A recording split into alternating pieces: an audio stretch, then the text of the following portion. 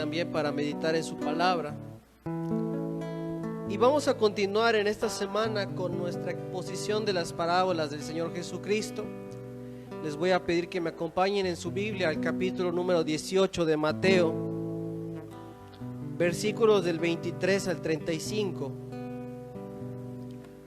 Mateo 18, del 23 al 35.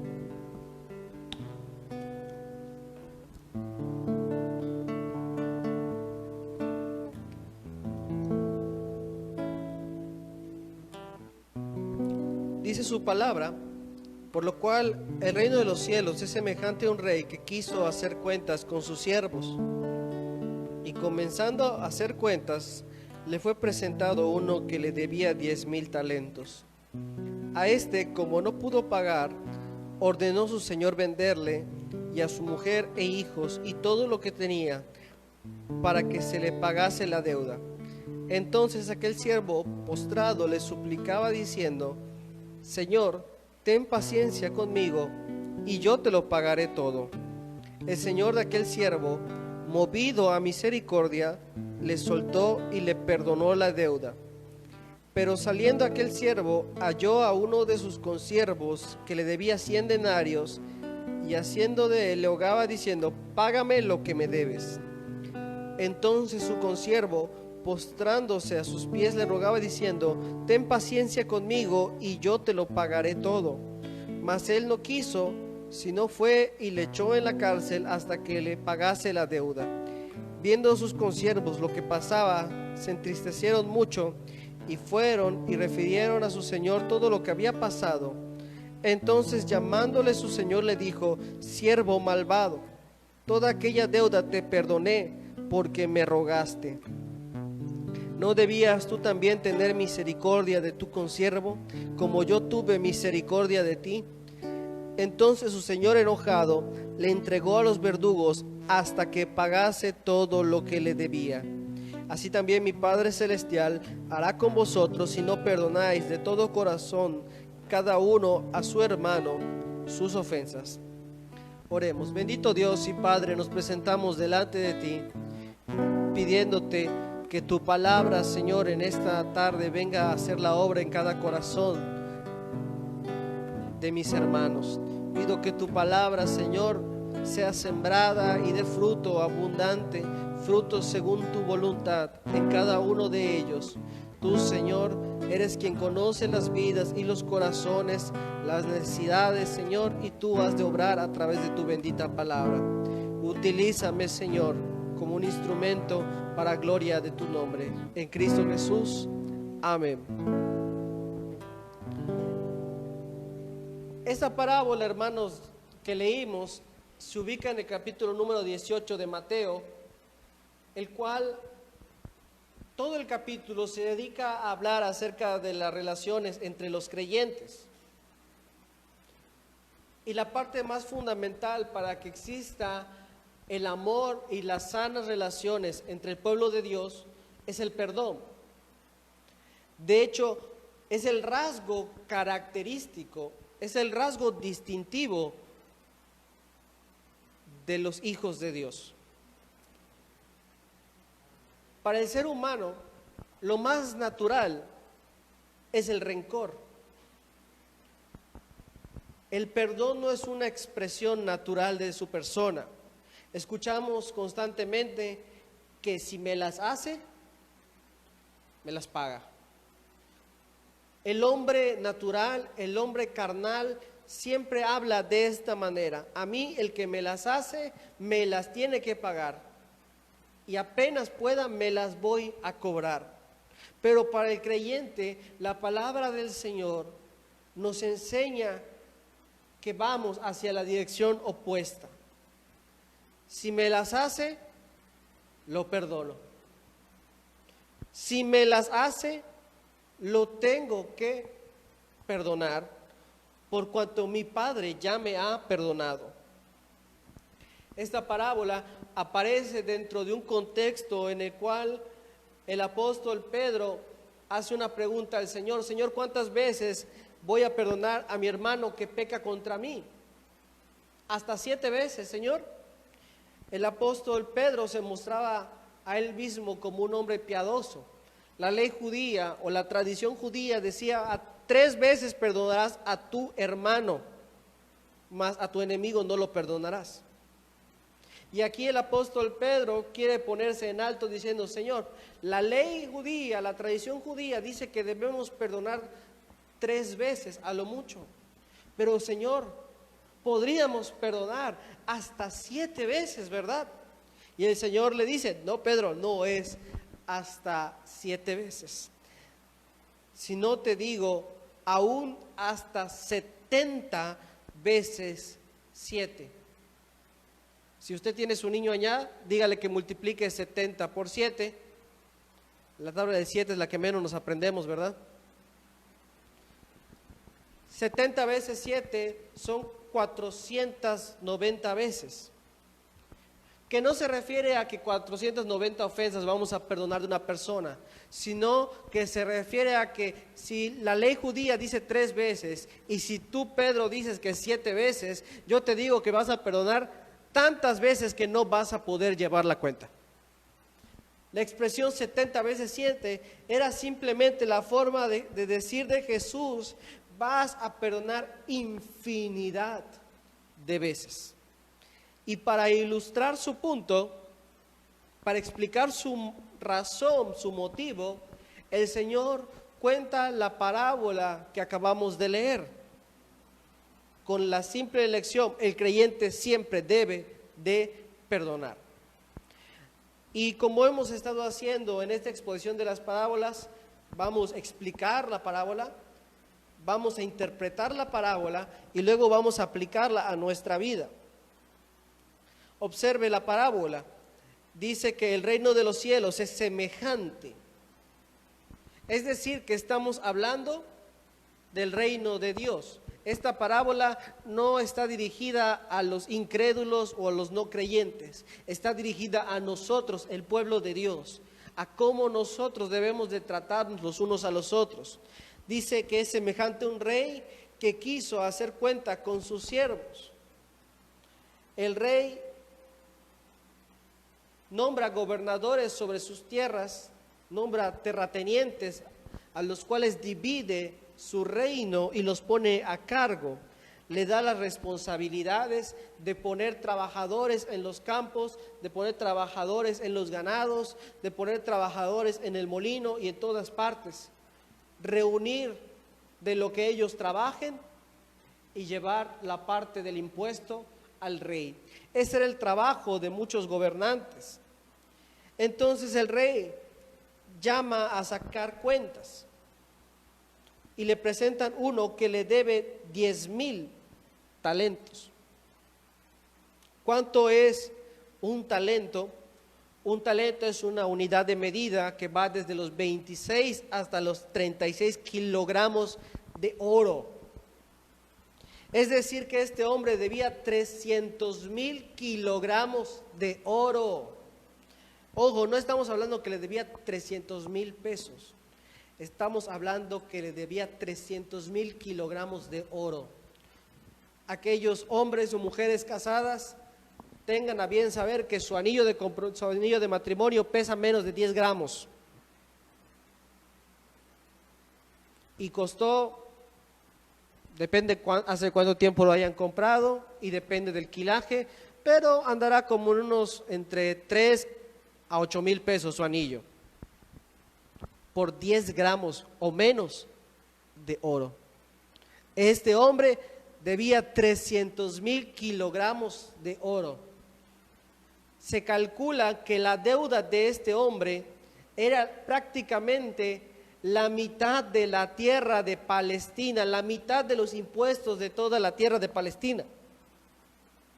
De hecho, la palabra 10,000 en el griego murías quiere decir que es algo incontable, como la arena del mar, como la arena de la playa. No podemos contarla. En conclusión, estamos hablando que este hombre, de alguna manera, se había endeudado tanto con el rey que jamás en su vida podría pagarle.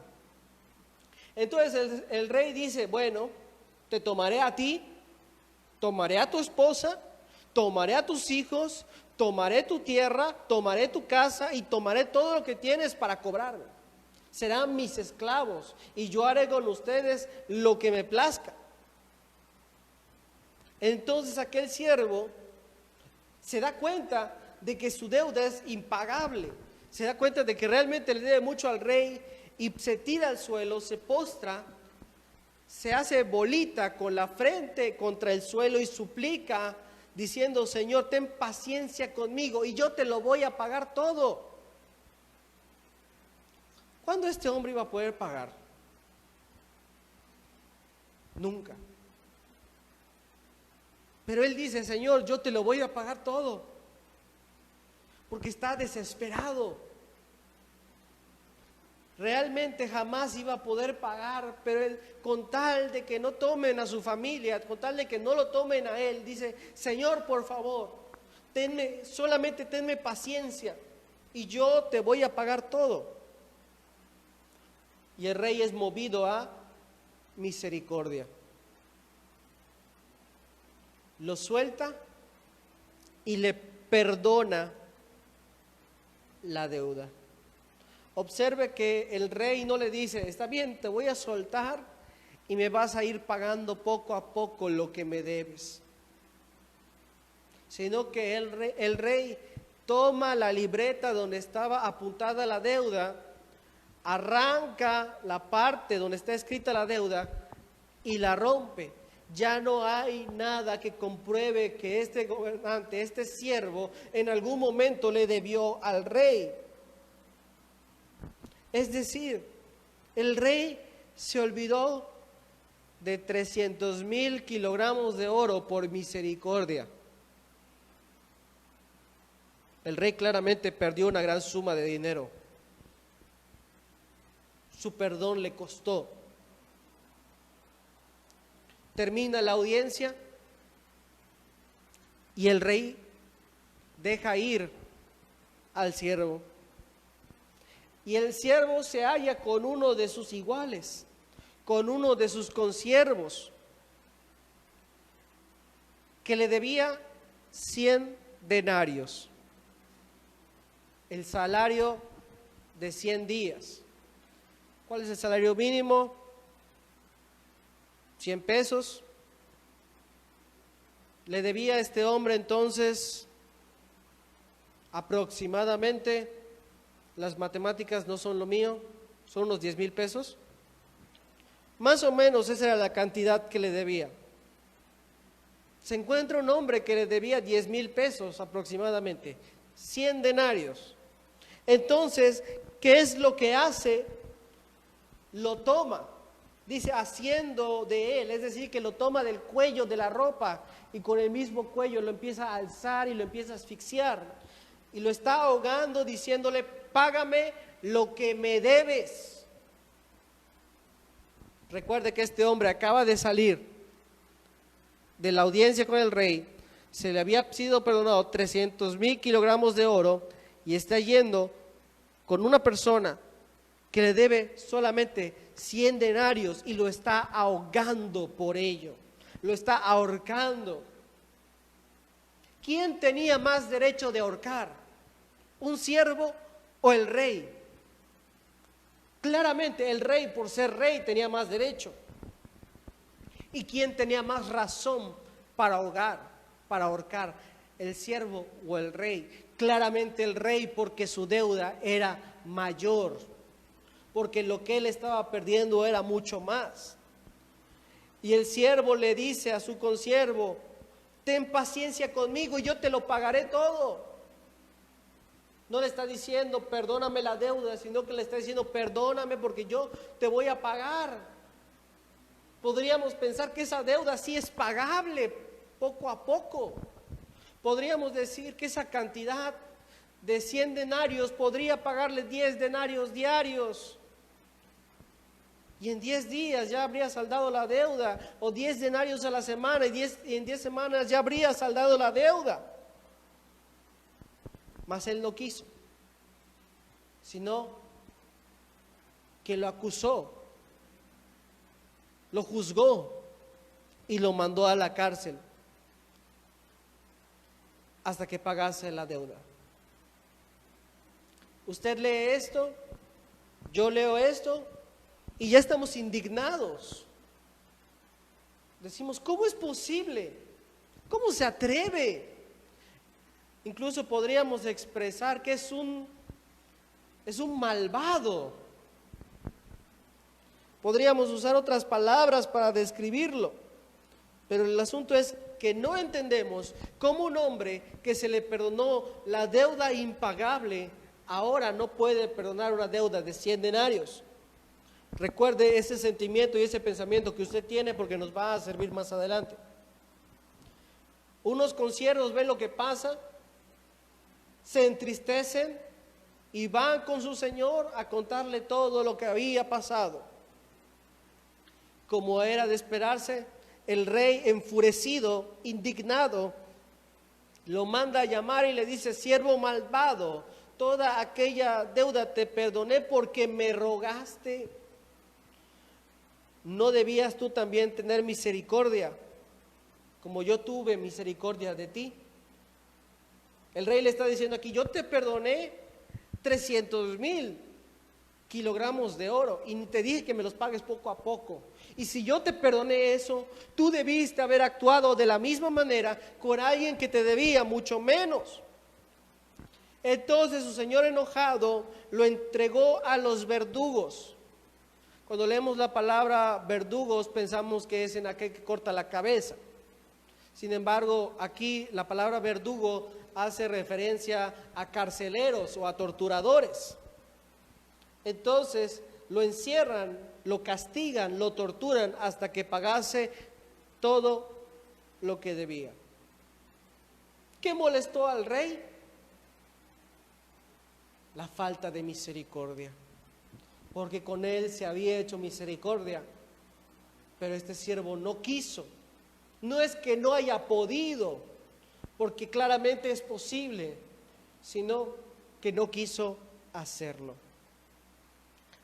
¿Qué quiere decir esta parábola? El rey en la parábola representa a Dios. Dios es el rey de toda la creación. Dios es el rey sobre todo el universo. Dios es el gobernador sobre todo el mundo. Y el primer siervo representa a un creyente. En algún momento específico de la vida, nosotros somos llamados por Dios a cuentas.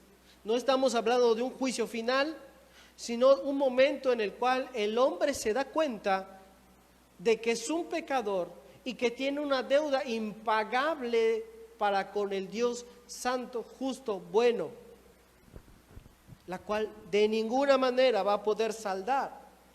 Mucha gente vive su vida diciendo: sí, yo sé que soy malo, o yo sé que sí, me voy al infierno, sí, sé que yo soy un pecador, y parece chiste, parece burla.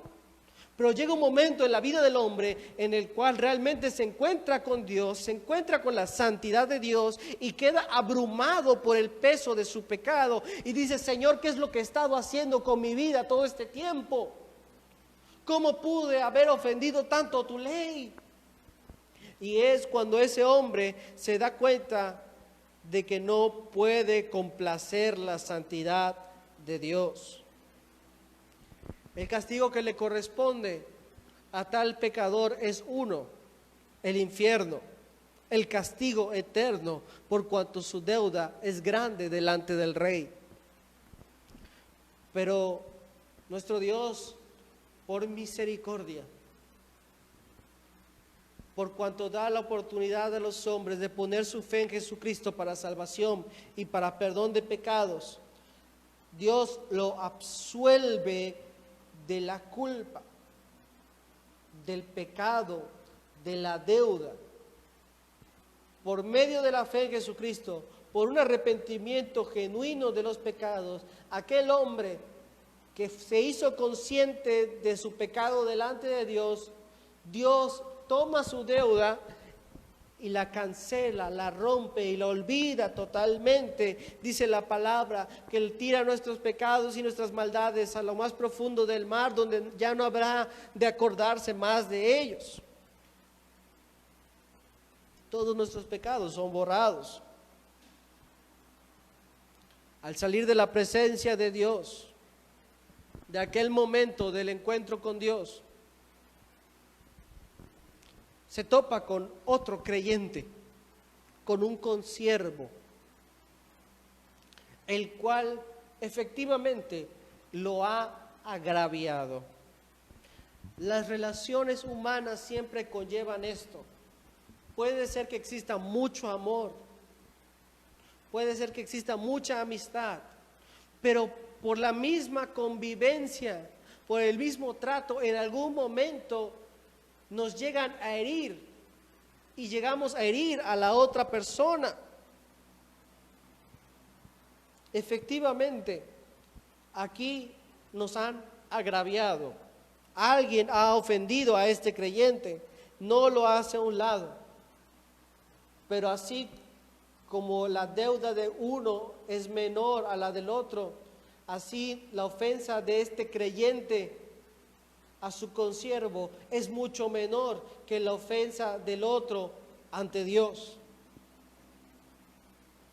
Y por más que este último pide perdón, pide misericordia, se arrepiente, trata de enmendarlo, este primer creyente al cual le fue perdonado grandemente su deuda, no le otorga el perdón, le cobra, le reclama, lo ajusticia, se vuelve malvado, egoísta, y la ira nubla su juicio. ¿Será que acaso el rey no se ha de enterar? Dios no necesita que le lleven el cuento ni el rumor, por cuanto Dios mira los corazones. Dios decide disciplinar a este creyente que no supo perdonar, que no quiso perdonar.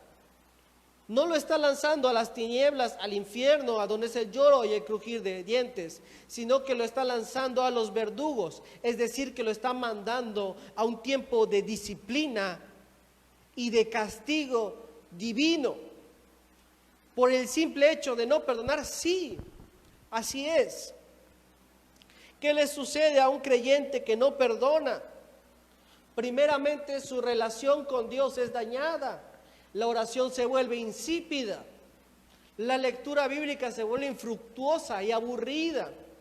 El gozo y la paz de Dios se nos son arrebatados de nuestro corazón. Y poco a poco todas sus demás relaciones se van contaminando por el veneno que ha introducido a su corazón. Y si eso no es suficiente, Dios habrá de disciplinar al creyente desde donde lo tenga que disciplinar para que aprenda, hasta que aprenda su lección. Dios puede disciplinar a través de la salud, Dios puede disciplinar a través del no tener trabajo, Dios puede disciplinar a través de los problemas en el matrimonio, Dios puede disciplinar por medio de nuestros hijos. Dios puede tomar cualquier cosa porque es suya y azotar al creyente por cuanto ha decidido voluntariamente no perdonar la ofensa de otro creyente. Apliquemos entonces. Es el tiempo en el cual tomamos la parábola ya para nosotros. En algún momento de su vida usted llegó a un templo, o a través de una amistad, o a través de una actividad como sea, un día sintió realmente ese temor a Dios. Se dio cuenta que toda su vida había estado yendo en contra de Dios, y en un momento fue abrumado por su propio pecado y pidió perdón a Dios. Con lágrimas, de rodillas, clamó diciendo: Señor, sé propicio de mí porque soy pecador, acéptame por favor. Dios lo rechazó. Dios le dijo, no, me las vas a pagar en esta vida y en la otra. No, no es así. Dios le dijo, levántate, porque por Cristo he perdonado tu deuda. Y no solamente te he perdonado, sino que ahora eres mi hijo. Qué hermosa sensación. El gozo del Señor, la paz de Dios, el gran amor de Cristo que inunda nuestros corazones, en que aplaudimos, en que cantamos y decimos, la presencia del Señor yo la siento en mí. Luego, los días pasan y nos encontramos con que venimos al santuario, que convivimos con los hermanos, y uno, tal vez por accidente, porque muchas veces así sucede, nos lastima. Alguien tal vez por accidente lo lastimó, o tal vez sí lo quiso hacer en un momento de molestia, en un momento de enojo, le lastimaron por algo que a usted le dolió, porque no vamos a negar que el pecado, la ofensa, el comentario, la acción nos duele, nos lastima. La ofensa es real. Pero, ¿qué es lo que pasa? Hay un momento en el cual la persona se acerca y nos dice, hermano, si te ofendí, si te lastimé, ¿te acuerdas de tal día que pasó esto? ¿Sabes qué, hermano? Perdóname, yo me tuve la culpa. O tal vez no lo dice, pero con sus acciones se empieza a acercar, como que diciendo, te estoy arrepentido. Y uno dice, no te preocupes, hermano, no pasó nada. Pero eso es solo de labios, y en el corazón hay otra cosa. Porque siendo sinceros, es raro que tú vengas con tu hermano y lo tomes de la camisa y lo empieces a ahorcar. Sí pasa, en algunos casos muy extraños, muy difíciles, ha pasado, pero en la mayoría de los casos, ¿qué hace la gente? Pide perdón y decimos, no te preocupes, hermano, no pasa nada. Se voltea y, ¿qué le pasa? Me ofende y nada más así cree que con un perdón se va a solucionar. Las cosas no son así, dice usted. Y empieza ahora su venganza.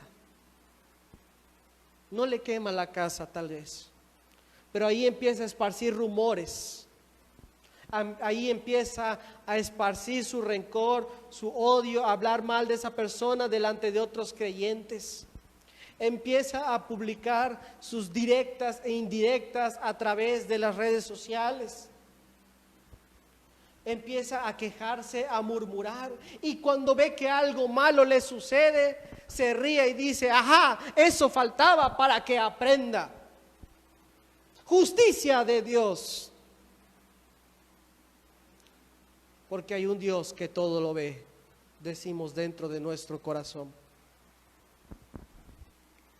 Pero Dios no nos ve y dice, sí, lo castigué por ti, sí, lo discipliné por ti. Dios no lo ve así.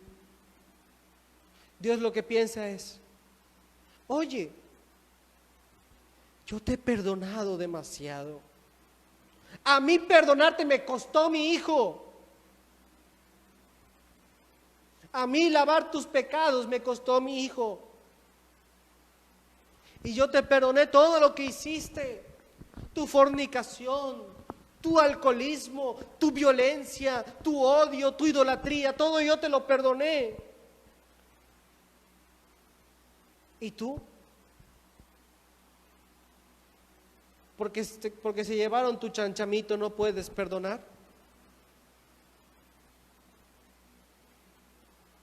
¿Y tú? Porque te miraron o te dijeron o sentiste, ¿no puedes perdonar? ¿En qué momento te volviste tan malvado, tan egoísta y tan rencoroso?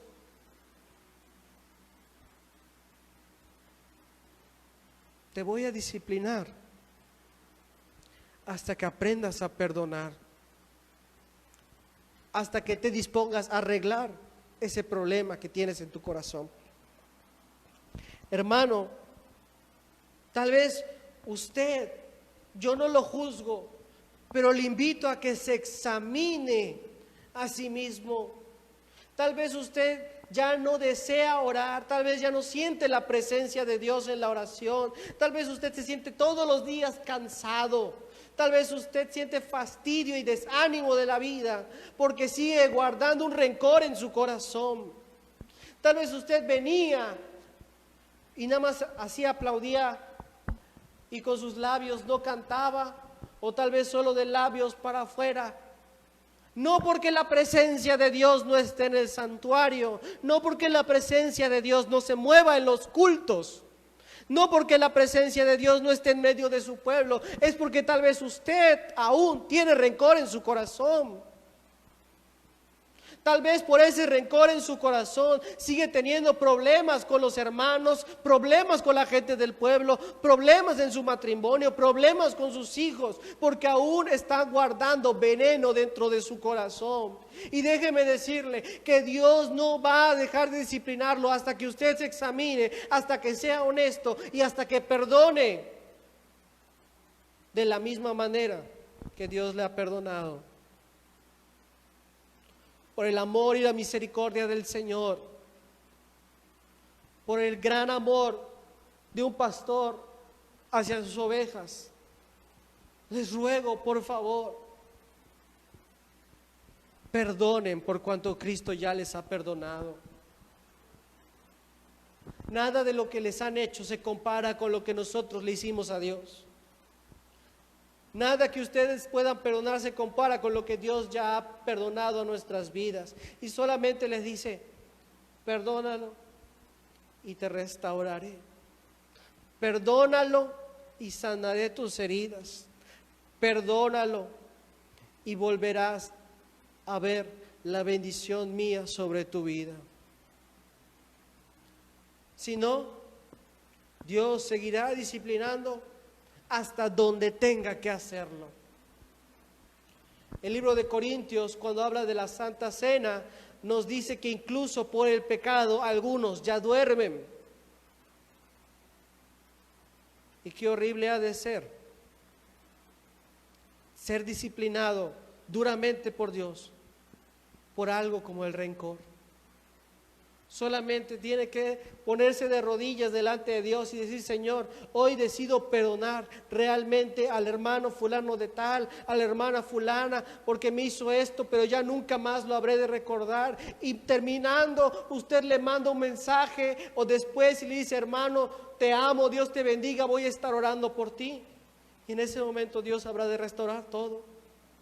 Es tan simple, es tan sencillo. Solamente tiene que dejar el orgullo atrás. Le ruego al Señor que esta palabra pueda entrar en su corazón.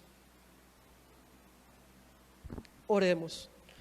Bendito Dios y Padre,